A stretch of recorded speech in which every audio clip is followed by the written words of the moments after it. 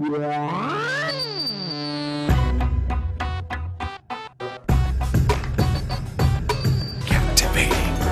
Oh, woman. Anything but ordinary.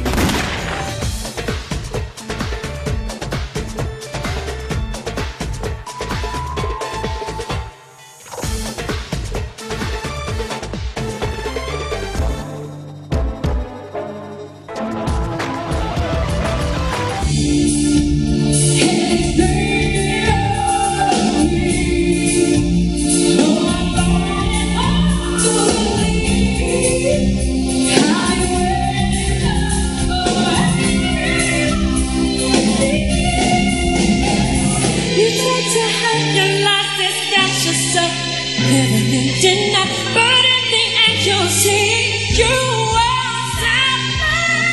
I am afraid I ain't gonna stay. I've had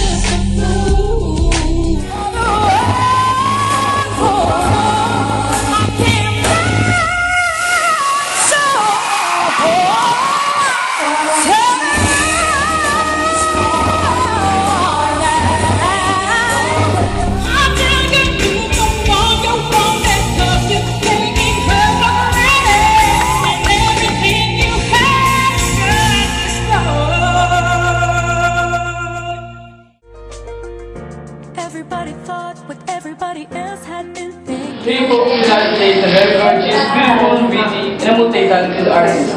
No other than the ultimate multimedia star, Miss Tony Gonzaga. Hello! Thank you. Thank you for granting us this interview. Oo naman, anytime pa sa ikaw.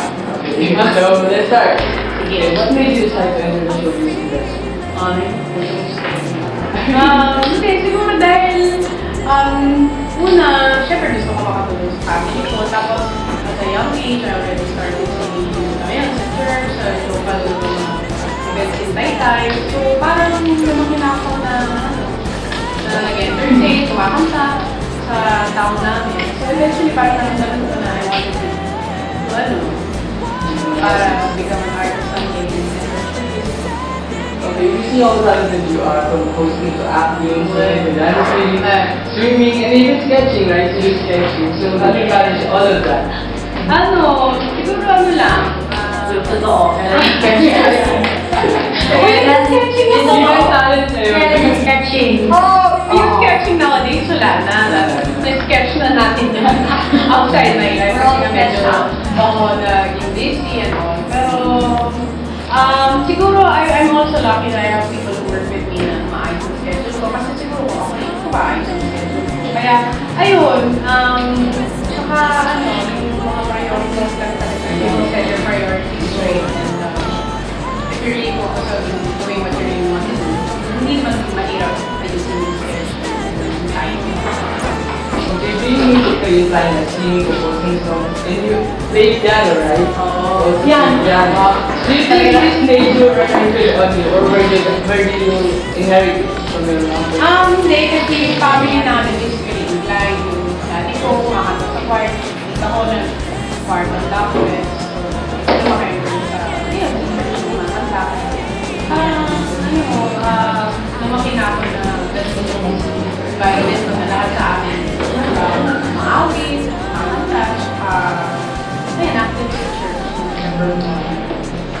Okay, so when you were 7 years old, your father told you to swimming class. Do you still remember the still apply?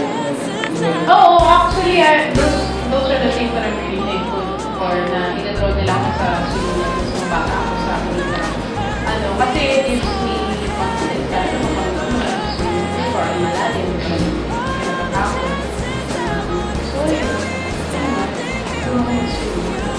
na kung anything